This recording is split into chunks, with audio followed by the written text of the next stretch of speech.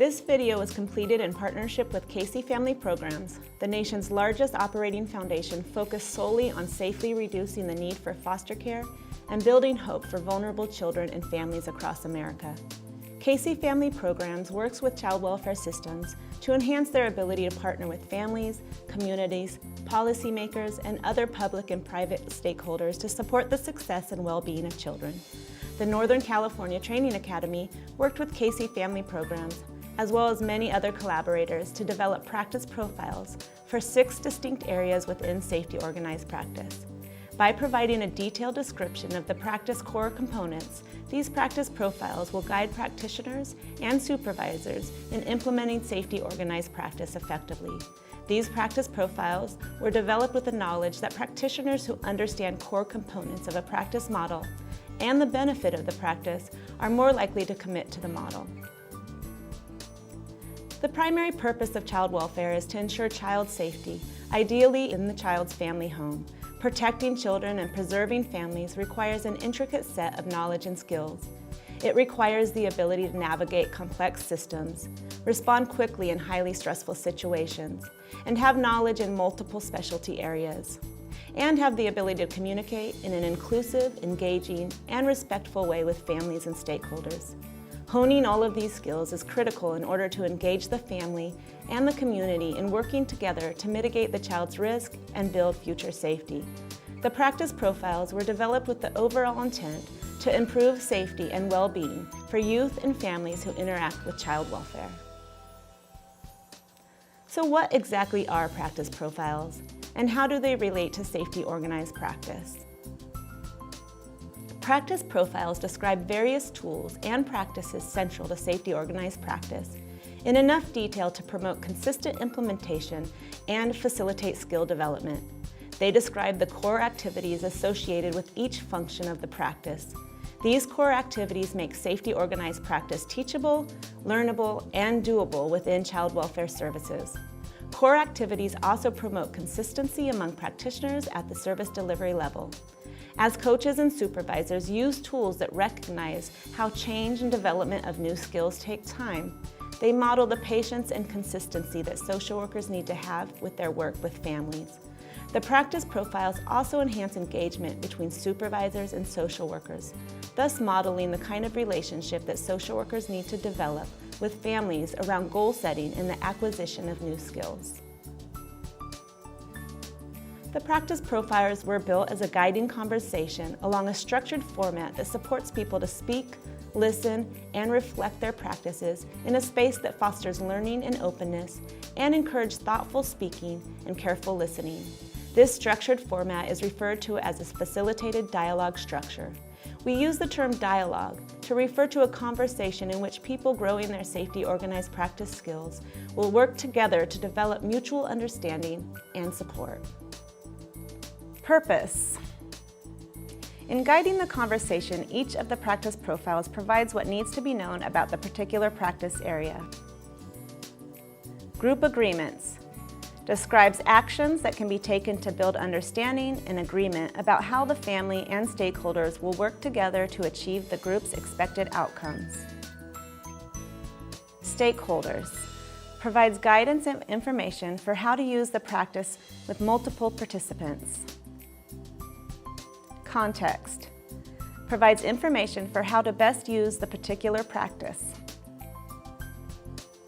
Desired outcomes provides information for where a worker should begin and what the worker should expect to achieve by using a particular practice. Content gathers information through the use of questions to determine how to set goals for improving in a selected practice area. Reflection provides information for ways to reflect on what the worker did well and what the worker could do differently. Next steps. The supervisor or coach and the social worker decide on the future steps to take towards skill development. The practice profiles describe social work practice across a spectrum of proficiency defined in 3 categories: emergent, accomplished, and distinguished. The practice profiles describe social work practice across a spectrum of proficiency defined in 3 categories: emergent, accomplished, and distinguished. Emergent practice. Emergent practice reflects a worker who has taken action to integrate the practice into their work at a basic level. They have moved beyond thinking about integrating the practice and are demonstrating behaviors to use the practice. Accomplished practice. Accomplished practice is a worker who has moved beyond working independently on the practice area and has begun consistently involving others in the process. Distinguished practice. At distinguished practice, the worker has completed the process of implementing and has fully integrated the practice into their daily work with families. Each level is further broken down into 3 sublevels to account for the gradual nature of skill development. Caseworkers' competency levels typically fall into the middle category, accomplished, as they test their new skills in a range of contexts and settings. As skills, abilities, and judgment are improved, practice will move to the highest category, distinguished. The 6 profiles developed for safety organized practice include safety mapping. Safety mapping is a process of dialogue and inquiry designed to help social workers, families, and extended networks work together to surface different aspects of danger and safety present in the family and move toward group understanding and commitment about what needs to happen next to ensure safety of the child or children. Integrating the child's perspective. This refers to the importance of having the child's perspective regarding harm and danger and their own safety at the forefront of the work whenever possible. It also speaks to the fact that children can often collaborate in the development of their own safety planning. Harm and danger and risk statements. Harm, danger, and risk statements are short, behaviorally based statements which can be used to help family members, collaterals, and staff working with the family become very clear about what has happened in the past, why child welfare services are involved with the family, and what, based on the past, child welfare services staff and others worry may happen in the future. Safety goals. Safety goals highlight the importance of being safety-driven rather than service-driven. They clearly and briefly define what the family would be doing differently over time that would demonstrate that the child will be kept safe from abuse or neglect. Safety networks. The safety network includes a group of family, friends, and professionals who care about the child, are willing to meet with child welfare services, understand the harm and danger concerns, and are willing to do something that supports the family in ways that help keep the child safe. Safety planning. Safety planning identifies specific actions the family needs to take to demonstrate the ability to keep their children safe. It includes the family and people identified in the safety network in a way that defines how the family, with the help of their network, will move from harm and danger that brought the child to the attention of child welfare to the safety goal, which is where everyone is confident that the child will be cared for in ways that keep them safe. Please enjoy this video demonstration on how to introduce and provide guidance to a supervisor who would like to begin using the practice profiles. Hey Chelsea, how's it going? Good. Hi Nancy, how are you? Good. It's good to see you. It's been a couple of weeks. Yeah, it's good to have you back. Yeah, so how's everything going? How's safety organized practice? We're plugging along, doing pretty good. My workers are starting to work with the coaches and questions are coming up, but things are going well. Oh, good, good. Well, I know you've been hard at work at this for just about a year now, right? Yeah. Yeah, that's about excellent. A year. So we've come up with a new tool that I think is really going to help you and your staff really integrate and really learn about the specific sort of behaviorally based elements of safety organized practice to really help them get specific, because I know we've talked about that's been kind of hard to identify. Yeah, and it feels really big. Right. They don't know where to start a lot of the times. Yeah. And there's different tools, there's different sort of theories, philosophies, and it it's hard to kind of piece out what all of those elements are. That's right, yeah, it is. Yeah, so I know I've mentioned in passing that, you know, we were kind of working on this, but we finally have the practice All right. profiles to show you. Okay. So I thought that we would spend the first part of our meeting to really kind of dive into what these are, because, you know, I don't want you to be overwhelmed, so it's a lot of information. So I don't want the, you know, I want to kind of piece it out. This is sort of like safety organized practice, right? Sort of Right, so piecing it my out. understanding is the coaches are using this right now with my social workers, and that you were going to kind of help me understand how I might use it as a supervisor. Right, yeah, Okay. exactly. So you'll see that coaches might be using these, yeah, coaches will be using these with your staff. Okay. But really the hope and the intention is for you to also use them with your staff. Okay. So that you can dialogue with your staff about some of these elements of safety organized practice, just in the effort of improving, increasing use, you know, improving confidence, that kind of thing. Okay. Does that make Yeah, sense? sounds So we have them sort of bound, and you can take this packet and you can, you know, tear it apart and take the different practice profiles that you'd like. But you can see there's all of these tabs, and there is a tab for each practice profile. So right now I can we can go to safety mapping. Okay. So this is our safety mapping tab, and you can see that we have this. So this whole section here is for safety mapping. So it's a couple of pages. You'll see right up here it says safety mapping, and then it has a scale where you can rate yourself, you can rate your staff that you supervise. You know, social workers can use this with each other. So this is meant to be as flexible as you'd like for it to be. Okay. We know for sure that we don't want it to be used as part of any kind of performance evaluation. This is strictly a learning tool. So, and I know that fear can sometimes go up when people see sort of a rating tool, that they think that it's going to come back and bite them. And we don't want that to happen. So do you have some suggestions on how I might work with my staff to help them feel comfortable about feeling like this really is something that, for example, won't be used in their performance evaluation? Or? Sure. Well, I think first of all is it just needs to be a conversation that you have, you know, up front. You know, the first and foremost thing is this is really a tool for them.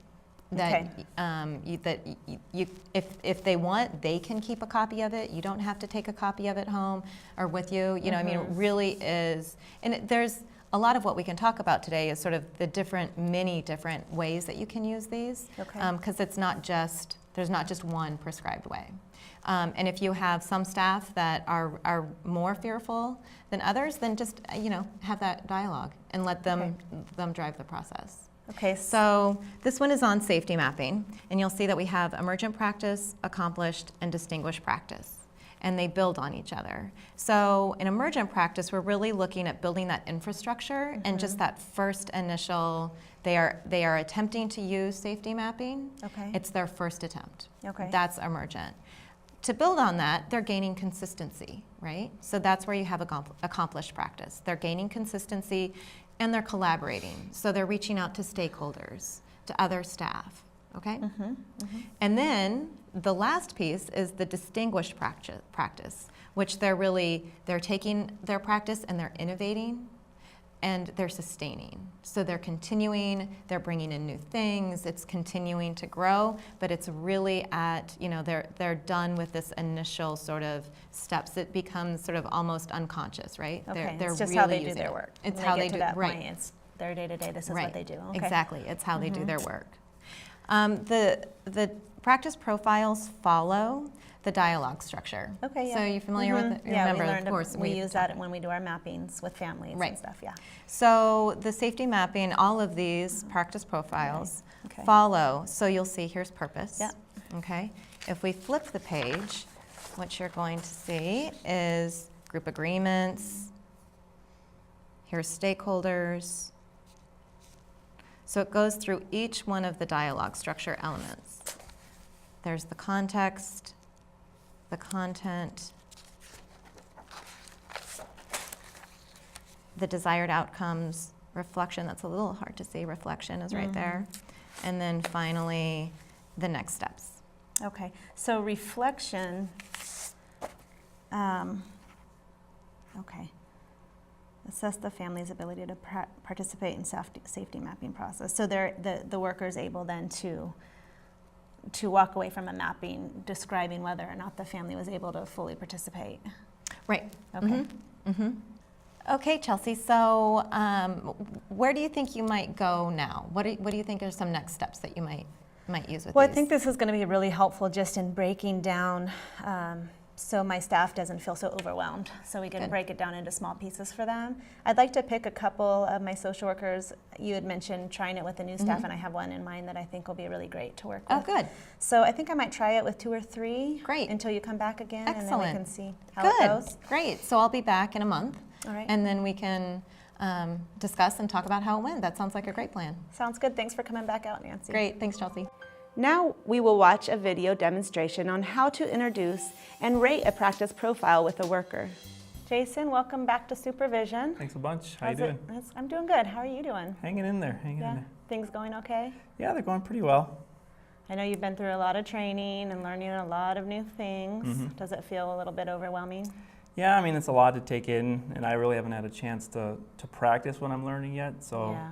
it's just kind of, I'm eager to get out there and actually use what I've learned so I don't lose it all. Yeah, definitely. And that's actually a great lead into what I wanted to talk with you about today. I wanted to introduce you to some practice profiles. And what these really are is a way to sort of help you define where you are in your learning, what you've learned so far, where you might want to go with some of these practices that you're learning, because as you just said, it's overwhelming to learn all this at once. I do want to let you know that these profiles are really a safe place for you to learn. Okay. None of this is going to be like in your evaluation. Oh, good. And I know it can be difficult when you're on probation and you're just starting with an agency and you feel a little bit under pressure to have everything right. Yeah. And really that's the purpose of these, is to break it down into small steps for you so that you can begin to integrate this practice in a way that feels comfortable for you and not overwhelming, hopefully. Well, that's a relief, because I saw the 1 through 9 here and I thought I was being graded already, because I know most likely I'm at a 2 or a 3 right now in just about everything, so that's good to hear. So I know you've been learning a lot about safety organized practice. Yes. That's the model that we use here in our agency. And one of the main elements within that model is safety mapping. And we've talked a little bit already about safety mapping, and I know you've had training in it. Yeah. And I wanted to first talk about some agreements about how we might use these profiles together. So one that I've already mentioned, this is not going to be used against you. It's in your timing. We're just going to work together on this, and really a tool for you to build your skills. I'd like to meet with you once a week and sort of go over these, see where you are, how you're doing, what you've been able to try. Yeah, that'd be really helpful. Okay. So first of all, I think that if you could tell me kind of where you are with safety mapping. Sure. What your understanding is about it, kind of describe it to me a little bit. Yeah, I've just kind of learned the foundational aspect of safety mapping, and I actually really like it. It's very no nonsense and straight to the point. You know, what's working well? What are we worried about? What are the next steps? It's just kind of 1, 2, 3, bam. I like that. I'm still a little apprehensive about how to use it when I'm actually working with families or in the field. So, you know, I'm just kind of eager to get out there. Maybe it'll be more trial and error. Maybe you have some tips for me on, you know, how to just jump right in and use it. Okay, well, let me ask you something. If I was a mom sitting across from you that you're working with, or a dad, and you wanted to try this out, how would you describe to that parent what you were doing? I would basically say that I'm just trying to get an idea as to how things are working with the family. Okay. Not necessarily looking for problems, just looking to see what's actually going well. Okay. And then if there's something for me to kind of jump in and maybe provide some feedback for them, you know, what I see and what I'm worried about, I'm sure it would be useful for them to see that as well. Maybe they haven't even seen it from my perspective or from an objective point of view. So that's probably how I would set it up. Yeah, you make a really good point, because one of the most important things is that families do understand really clearly what you're worried about as their child welfare worker. So I am glad you said that. So as you work with families, it sounds like you'd like to maybe start using those 3 questions. Yeah. And giving your perspective as well as the family's perspective. Yeah. And since you're just starting out, I don't want you to worry, about the numbers Okay, so much like you good. already mentioned. The numbers are simply, they're not a judgment on where you are. Okay. They're simply a way for us to figure out where we're going to. Makes sense. Right? So if you were to look at this right now, let me just read this first emergent practice. Sure. So there's 3 different areas. There's emergent practice. So that's kind of where you are naturally, because you're just beginning to learn about this process. And then accomplished practice is where you're using the tool safety mapping more regularly with consistency. And you're also collaborating with family members, maybe other people in their lives that can be a part of their team and their network. Okay. And you've learned a little bit about that. And then distinguished practice is where this is just natural for you. It's what you do, it's how you do social work, and that'll take some time. So don't feel like you have to be here tomorrow. Okay, we're going to take it step by step, and that's really the purpose of using these practice profiles. So emergent practice is defined as described safety mapping as a tool to organize information about danger and safety into 3 categories. It's exactly what you just said. So if you had to kind of pick where you think you are on that scale, 1 to 9, where would you say you are? I would definitely say I would go with a 3, just because my understanding is there. It's just a matter of putting it into practice. Yeah, I agree with you. So I'm going to just circle this, and we're going to use this each time you come back each week to kind of see where you are, what you've gotten to try. So if you were able to move up to a 4, so 3 is the top level of emergent. So you're right about to moving into accomplished practice. And accomplished practice, in addition to understanding that, you'd be able to use the mapping also as an assessment process, where you're utilizing your SDM assessments. You're also describing safety mapping as a collaborative tool. So it's something to use with families to build shared understanding and commitment about where you need to move forward. What do you think you would be needing to do? What would you see yourself doing in order to move just to a 4? Just right off the top of my head, when I see one of the 3 questions, what are the next steps? Devising a way to more collaboratively approach that with the families I'm working with and gain agreement on what those steps should be, basically, So gaining agreement, right? Yeah. And then another piece of this is, if you remember from the training, under what's working well and what are you worried about, there's different categories. There's harm and danger, and there's complicating factors under what are you worried about. And then under what's working, there's safety and there's strength. So there's a difference. Like safety is what we're looking for from families to move them to be able to return their child or keep their child home safely. So being able to sort those out would be important for you. So I just wanted to add that. And what do you think you would need to be able to feel comfortable doing that? I think a lot of it's just going to be practice, kind of getting in there and using it. And, maybe screwing up a couple of times along the way. But I think, just seeing it on paper is one thing, but actually getting out there and working with families, I think I'll learn as I go. And have you been able to see anybody demonstrate this practice for you, doing a safety mapping with a family yet? Just like video segments, watching like online trainings and stuff like that, but not actually in the field yet. Okay, so if I could make a suggestion.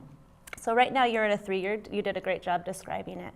Could we perhaps have part of your goal being to go out with your coach and be with your coach as they demonstrate how to sort the what's worried and what are you worried or what's working? Yeah, it'd be great to sort see it in that action. out. Yeah. And then maybe the coach then could be with you while you try it? Yeah, that'd be great. Yeah, so maybe those could be your goals. Next time we meet next week, you've chosen one family to take your coach out with, and so your coach could demonstrate that for you. Okay. And then you could give it a try. What do you think? Yeah, sounds like a good idea. Okay, so next week? Yeah. Monday at 9? Monday at 9, sounds good. All right, to me. and also if you have any questions, of course, anytime in between, come and talk to me about anything that's going on, questions, concerns. Okay? Yeah, sounds good. All right, thanks for coming in, Jason. My pleasure. Thanks for taking the time to help me out. Thank you for taking the time to watch this instructional video. We hope you find the practice profiles beneficial in the invaluable work that you do.